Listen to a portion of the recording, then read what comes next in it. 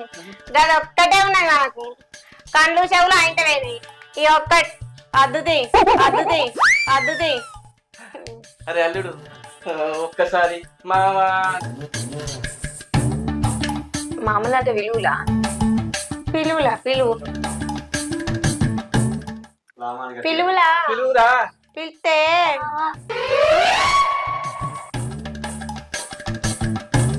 అను గట్టిగా ఏమో అన్నాడు. అదే లామా మామా అంటాడు. అన్నాడా? అన్నాడు. ఒక్కసారి మావా అంట.